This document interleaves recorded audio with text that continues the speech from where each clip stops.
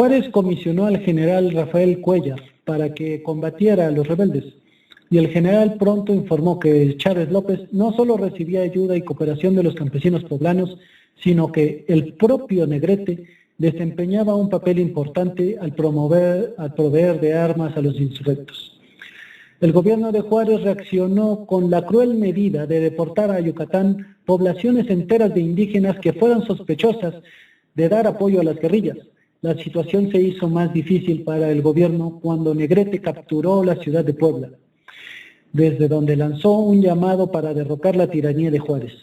Su proclama fue respaldada por 15 generales que provocaron revueltas por todo el centro de México, desde Guerrero hasta Hidalgo, pero que a diferencia de Negrete no contaban con tropas importantes. Puebla fue sitiada y defendida por Negrete durante 3 meses.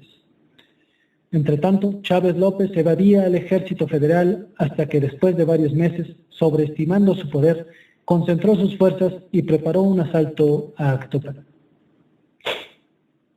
Sobre Actopan, Hidalgo. Su ejército fue sorprendido y derrotado y a él lo ejecutaron. Negrete, después del sitio de Puebla, siguió peleando al frente de su caballería, que escapó sana y salva hacia su fortaleza en la sierra, donde tenía libertad de actuar, inmune a los ataques que le pudiese hacer el ejército federal. Durante los siguientes 3 años, Juárez consolidó su poder y al morir, el control del gobierno pasó a su vicepresidente, Sebastián Lerdo de Tejada. Porfirio Díaz, demostrándose muy progresista y prometiendo todo a todos, se levantó contra Lerdo. No fue una sorpresa que Negrete apoyara a Díaz. Sin embargo, Porfirio Díaz perdió y Negrete, derrotado nuevamente, continuó luchando por conservar su poder en Puebla. Cuando empezó la guerra tripartita en 1876, Negrete estaba preparado y apoyó el plan de Tuxtepec, llevando sus tropas a varias batallas, incluida la de Tecuac. Cuando Porfirio Díaz subió a su trono, Miguel Negrete fue uno de sus más ardientes partidarios. Creyó que el plan de Tuxtepec podría librar al pueblo mexicano de la pobreza, la desesperación y la ignorancia. Creyó que Díaz era el bienhechor que daría a todos los mexicanos libertad, educación y reforma agraria. ¡Puta madre! El nuevo presidente, en reconocimiento al importante papel que había jugado en su victoria, lo nombró comandante del Distrito Federal. Pero 1876 fue un año difícil para Negrete y Díaz. Después de ganar la guerra, el presidente se enfrentó a un conflicto nacional. Varias camarillas políticas estaban de punta. Los campesinos se oponían a los hacendados en crecientes conflictos de tierras y el trabajo se enfrentaba al capital en violentas huelgas. Las camarillas políticas eran las que más se prestaban a un entendimiento. Díaz, implantando un patrón que seguiría en los años posteriores, simplemente sobornó o aplastó a estos enemigos. Pero los problemas agrarios y de los trabajadores urbanos eran mucho más difíciles. Al principio dudó. Después de todo, los trabajadores, tanto agrarios como urbanos, lo habían apoyado en su campaña presidencial.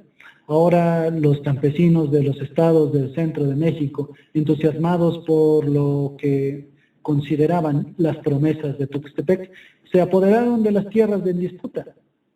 El incidente que recibió más publicidad fue la ocupación de las tierras de Ives Limantur en el Estado de México. Entretanto, los trabajadores textiles habían parado las fábricas con una huelga en la Ciudad de México y los mineros habían abandonado sus herramientas en Pachuca. Cuando Díaz se decidió a resolver la crisis, actuó en forma tal que anticipó la futura política represiva de su régimen. Utilizó el ejército y los rurales para devolver las tierras a los grandes terratenientes, entre los que se encontraba el mismo Limantur, y también para acabar con las huelgas minera y textil. Mientras tanto, un periódico militante obrero, El Hijo del Trabajo, denunciando a Díaz, publicaba editoriales revolucionarias y apoyaba tanto la toma de tierras por parte de los campesinos como las huelgas laborales. Díaz reaccionó suprimiendo la publicación del periódico por varios meses.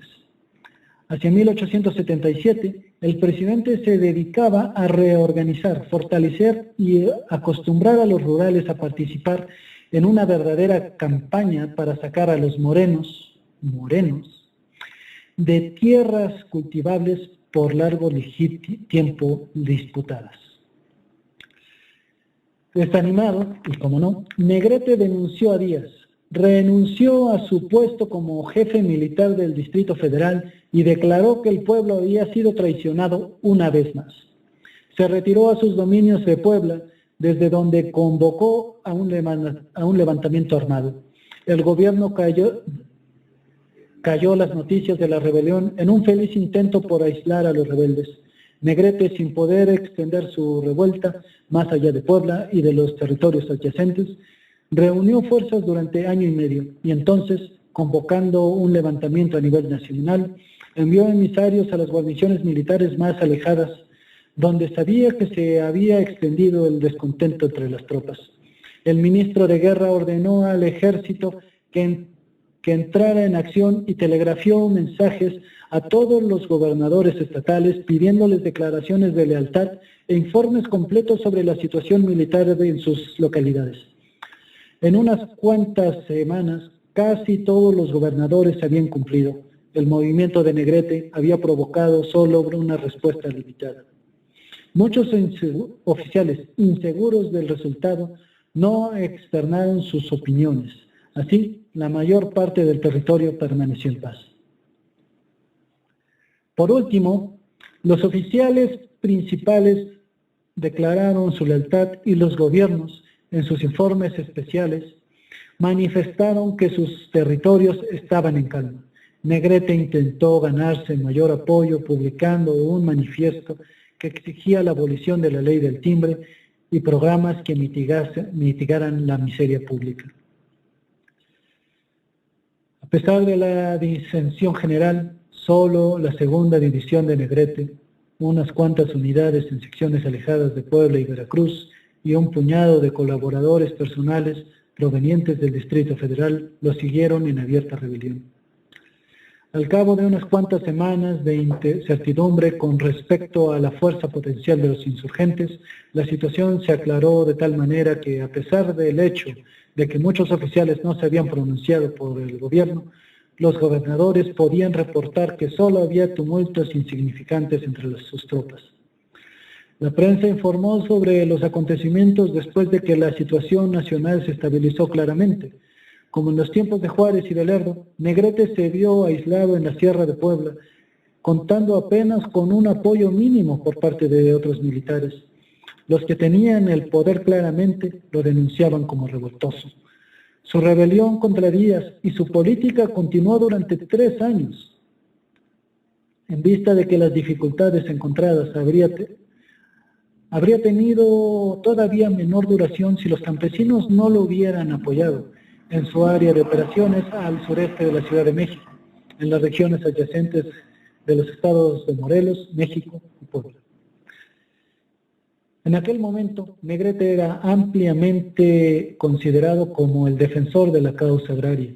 El apoyo en 1878 y 1879 del coronel Alberto Santa Fe, que demandaba una reforma agraria desde el del periódico poblano La Revolución Social y en su trascendente plan agrario conocido como la Ley del Pueblo, sus tropas, que constantemente hostigaban al ejército federal, se refugiaban en los pueblos en los momentos difíciles.